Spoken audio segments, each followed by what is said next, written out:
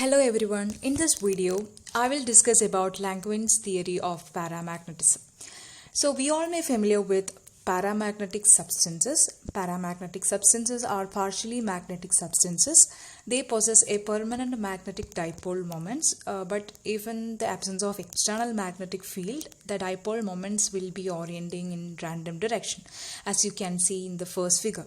When the specimen is subjected to an external magnetic field, all the magnetic dipoles try to align themselves along the direction of the external magnetic field, as you can see in the second figure. So in this theory, I am going to arrive at the expression for magnetic susceptibility, and we are going to show in this derivation that magnetic susceptibility is positive and depending on the temperature.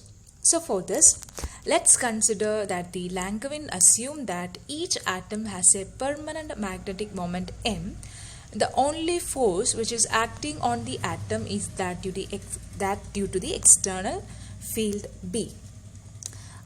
Here I have given the diagram of the Langevin's position is going to take place for the atom when it is subjected to external magnetic field. You can see here the axis of dipole. This is inclined with reference to the external magnetic field, and this is just a figure referring to the one atom. If we consider n number of atoms present in the specimen, and each atom will be inclining with a different inclination. Let theta be the inclination of the axis of the dipole, then the number of atoms which are present in the small range of inclination theta and theta plus d theta is given by the expression dn is equal to c e to the power mb cos theta by kt into sin theta d theta. Here k is the Boltzmann constant and T is the absolute temperature. By putting mb by kt is equal to alpha, our first expression reduces into dn is equal to ce raised to alpha cos theta into sin theta d theta. Therefore, the total number of atoms between the entire inclination can be calculated by integrating this equation by the limit 0, that is the minimum inclination, and pi, that is the maximum inclination, or 180 degree. Here is the number of atoms between the 0 to pi inclination. Now substitute the value of d, and this will get the expression n is equal to integral 0 to pi dn is equal to integral 0 to pi c e to the power alpha cos theta sin theta d theta. And by putting cos theta is equal to x, we will get dx as minus sin theta d theta. Now our expression reduces into n equal to integral 1 to minus 1 minus e to the power alpha x dx. Here our limit changed because if you replace theta by 0, you will get the lower limit as 1, and if you replace theta by pi, your upper limit will be minus 1. So the minus can be changed by interchanging the limits. So our n is equal to c to the power alpha minus e raised to minus alpha divided by alpha. Here we can find the expression of c as n alpha divided by e raised to alpha minus e raised to minus alpha. Now let's consider the component of each dipole moment parallel to external magnetic field is m cos theta. The total magnetic moment of all the n atoms contained in unit volume of the substance is nothing but the magnetization m, and it is given by m equal to integral 0 to pi m cos theta dn. And it is the product of the magnetic moment and the number of atoms between the inclination 0 to pi. By substituting the value of dn, I have mentioned the value of dn here, we will get the expression of m as integral 0 to pi m cos theta c e to the power alpha cos theta into sin theta d theta. Here we are putting cos theta is equal to x. We will get the value of dx is equal to minus sin theta and d theta. Our expression m reduces into integral 1 to minus 1 minus mx c to the power alpha x dx. Here we will get the limits by replacing theta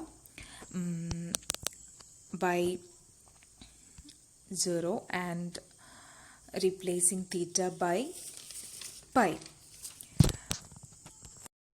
So our expression reduces to m is equal to cm into integral minus 1 to 1 x e to the power alpha x dx, or minus sign can be removed by interchanging the lower and upper limit. And integrating this integration by parts, we will get this magnetization as m is equal to cm into e raised to alpha plus e raised to minus alpha by alpha minus e raised to alpha minus e raised to minus alpha by alpha square. Now we are going to substitute the value of c. I have mentioned c here. We will get m is equal to this expression as n alpha divided by e raised to alpha minus e raised to minus alpha into m into a term e raised to alpha plus e raised to minus alpha divided by alpha minus e raised to alpha minus e raised to minus alpha divided by alpha square. And this expression reduces into m is equal to mn into e raised to alpha plus e raised to minus alpha divided by e raised to alpha minus e raised to minus alpha. This expression is nothing but a cot hyperbolic alpha. And the whole e raised to alpha plus e raised to minus alpha divided by e raised to alpha minus e raised to minus alpha minus 1 by alpha can be written as Lagrange's function, which is nothing but L of alpha. So our expression of m becomes m is equal to mn L of alpha. So L of alpha is called a Lagrange's function. And now we are plotting the graph of m versus alpha. We will get the graph of this type. As alpha changes, the magnetization upward by the substance goes on increasing.